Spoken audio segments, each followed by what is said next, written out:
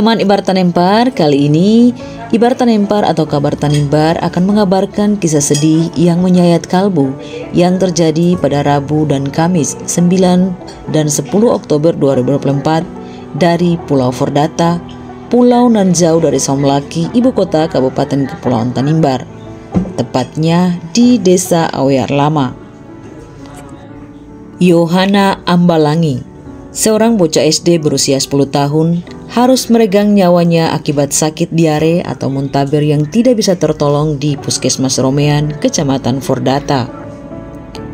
Berdasarkan wawancara Ibar Tanempar bersama sang kakek, Yosef Balia, dia menduga kuat cucunya sakit muntaber sekitar 2 jam setelah mengkonsumsi makanan yang dibawa pulang oleh sang kakek yang dibagikan oleh tim Paslon Bersatu Riki Jawerisa Juliana Ratuanak usai berkampanye di desa itu.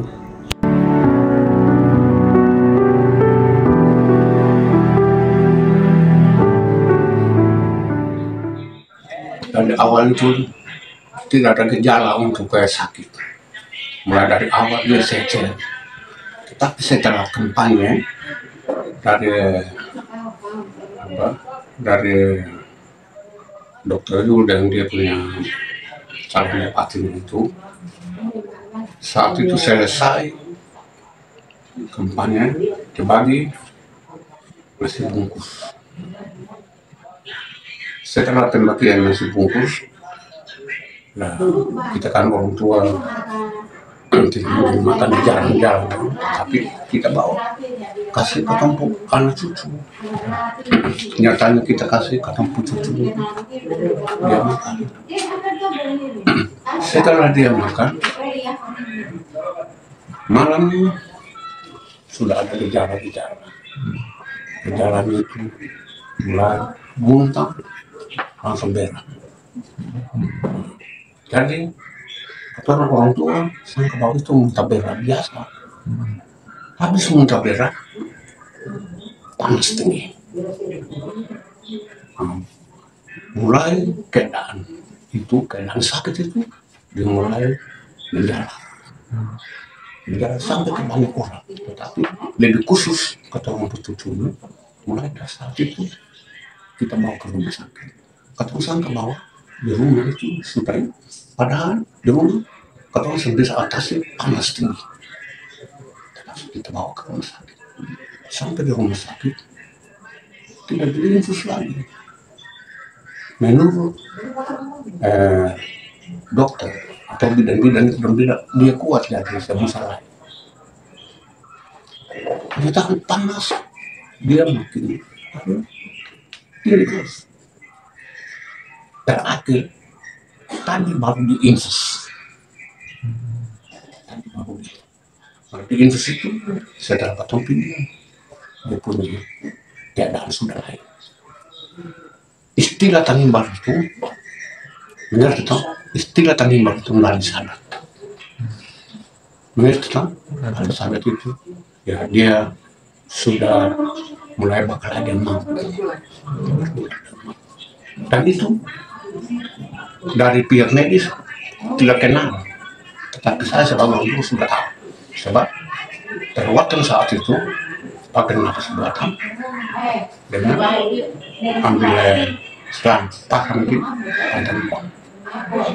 Nah itu saya sudah kecil. Saya tanya kesempatan tanya bilang apa yang panik pasti dia semua. Tapi saya bilang tidak akan sembuh. Saya sudah kecil. Sebab mengapa dari kesempatan masuk rumah sakit itu infus. Nah, itu masuknya hari apa Bapak? Masuknya kemarin pagi. Kemarin pagi. Bapak masih ingat jam? Kemarin pagi. Sekitar jam berapa tuh Bapak? Pagi jam rumah sakit terbuka jam 9. Jam 9. Biasa rumah sakit terbuka itu jam 9. Masuk itu dari medis dia langsung ke bawah. Dia keluar tidak diinfus lagi. Tapi dia buang tambah mumpung panas. Habis itu buang dengan panas, buang dengan muntah tuh berhenti panas tinggi. Jadi, berganti begitu. Itu waktu awal dia buang-buang sampai muntah itu sekitar jam berapa Bapak? Itu ya jangan setelah kita bawa ke rumah sakit itu jalan terus, buang-buang dan muntah itu jalan terus. Itu Selesai muntah dengan bumbu berak habis panas tinggi. Dia bisa bangun duduk lagi. iya, baik. Kesempatan dia pergi berak, dia langsung karena badan besar, dia sendiri bangun pergi berak. Pulang tidur lagi. Jadi dia waktu habis makan nasi bungkus itu sekitar jam berapa? Itu kan sudah sore. Sudah sore. Biasa. Terus dia sakitnya sekitar jam berapa? Malam itu, Malam Bapak masih ingat jamnya? mulai dari jam 10. Jam 10. 10 malam. 10 malam ya. Hanya kita tidak punya kesempatan untuk bawa ke rumah sakit. Eh, setelah meninggal begini bagaimana perasaan Bapak dan Mama sebagai orang tua? Ya, kita curiga saja bahwa sakit ini berasal dari nasi bungkus itu. Menurut medis, kata orang bilang bahwa itu wabah. Kata orang bilang wabah bukan seperti wabah itu berarti bukan dengan seketika masyarakat semua masuk. Sebenarnya 1-2 orang dapat masuk, tetapi dengan seketika banyak orang masuk. Apakah ini wabah? Cerita sesuai dengan kenyataan yang kita alami. Ya, jadi saya mesti cerita dari awal dulu ya. Hari Rabu pagi, saya bersama berangkat semua ke Somlaki karena mau mengikuti membuat APBD perubahan dengan dinas PMD. Hari Rabu saya berangkat, saya dengar saja bahwa nanti akan ada kampanye dari Dr. Rio sama Pak Riki. Nah, jadi sewaktu saya berangkat ke Somlaki, saya pastikan bahwa keadaan masyarakat itu aman, tidak ada masalah, bera-bera muntah juga tidak ada. Saya berangkat. Setelah saya berangkat sampai di Somlaki, malamnya itu yang pertama kejadian itu 2 orang kalau tidak salah yang masuk di puskesmas. Nah, lalu besoknya saya karena kebetulan ada kaur umum di sini, saya komunikasi dengan kaur umum dengan bidan desa. Kaur umum bilang, Pak Kades, sampai sekarang ini sudah 17 orang. 17 orang yang sudah di rumah sakit, dan ada juga sebagian masyarakat yang sakit muntaber juga, tetapi sal di rumah sakit di puskesmas itu kan sudah tidak cukup, jadi mereka rawat jalan saja, dikasih obat terus pulang. Nah, lalu pagi tadi, kemarin sore saya mau pulang tapi tidak dapat kendaraan lagi, jadi pagi-pagi sekali saya datang. Setelah sampai di Kalan menyeberang dengan feri, sampai di Rumen saya langsung ke puskesmas. Dan sama dengan Bapak Oce bilang betul, ketika saya sampai semua itu pakai infus, pasien-pasien itu pakai infus, cuma cucunya saja yang tidak ada infus. Jadi saya tanya ke perawat, kenapa dia tidak pakai infus? Saya kasih infus dia. Lalu perawat bilang sayang dia masih kuat, jadi ya oke. Lalu saya jenguk satu persatu dari sal-sal itu, dan memang semua penuh. Setelah selesai saya jenguk, saya ketemu ke Bapak Kapus. Nah, saya komunikasi dengan Bapak Kapus, ini keadaan bagaimana ini? Kita punya masyarakat ini, saya punya masyarakat ya kurang lebih 16-17 orang ada di sini, dan ini masalah kenapa? Dan jawaban Bapak Kapus itu, ini kan musibah, ini wabah, jadi kita mesti bisa bikin apa-apa. Tapi saya juga tanya, kalau umpama musibah atau wabah, ya mestinya harus ada action dari Bapak Kapus dong. Karena kumpanya dari hari Rabu, malam sekitar jam 10 sampai jam 12 kejadian, berarti Kamis, Jumat, Sabtu ini hari sudah 3 hari.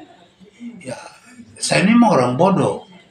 Tapi menurut saya kalau umpama ada muntabir begitu, atau seperti wabah yang sama dengan Bapak Kapus bilang, ya minimal 1 kali 24 jam, mesti kalau memang masih ada, ya mesti harus dirujuk. Ini sudah 3 hari. Bapak dong saya nggak ada action apapun. Mestinya kan minimal dong harus lapor ke dinas lah, supaya ada action dari dinas. Tapi Bapak orang kan diam saja. Nah, lalu saya tanya, makanan bagaimana? Saya tanya pasien, makanan bagaimana? Saya bawa sendiri dari rumah. Saya bilang, saya bisa. Kalau cuma sakit 2 atau 3 orang, boleh keluarga bawa makanan dari rumah. Tetapi ini kan masalah kasus luar biasa ini. Mestinya kan harus puskesmas harus ditanggulangi, karena yang saya lihat itu keluarga bawa bubur dengan telur, tapi ada telur yang direbus, ada yang telur digoreng. Ya saya bilang, wah saya bisa kalau begini. Akhirnya saya ambil kebijakan, saya suruh bendahara untuk kasih keluar uang, beli beras, telur, kemudian sayur kelor ada. Lalu saya bilang ada 2 ibu masak itu, jadi masak jam 6 untuk makan jam 7, lalu jam 8 begitu masak lagi supaya ya mereka buang air tapi tetap ada penguatan begitu. Jadi setelah itu saya pulang. Jadi pasien yang di sana termasuk kakak saya dan ponakan saya juga di sana. Sementara mama saya ini sudah 84 tahun, dia ada di rumah. Kemarin juga dia muntaber, tetapi karena saya tidak cukup, ya disuruh pulang saja. Lalu sekarang mama ada, sekarang masih muntaber di sana. Mungkin besok pagi saya antar ke Kalan untuk dikirim ke Sulaki. Jadi tadi sore ketika saya bikin teh tua untuk mama minum, terus saya mau jenguk kakak perempuan di sana. Saya sampai di sana kan Kapus berdiri di depan puskesmas. Saya bilang, Pak Kapus, saya boleh begini caranya ini. Ini kan sudah 3 hari, mestinya Pak Kapus dong kasih rujukan saja. Kalau keluarga tidak mampu, yang penting ketika ada rujukan itu berarti kan menandakan bahwa pasien itu kan berat. Tetapi Bapak Kapus dong sampai sekarang saya kasih rujukan. Lalu kira-kira bagaimana? Tetapi kebetulan saya punya adik juga di Rumah Sakit Magreti, adik-adik yang lain juga. Jadi saya komunikasi, terus dia bilang, wah saya bisa kalau begitu.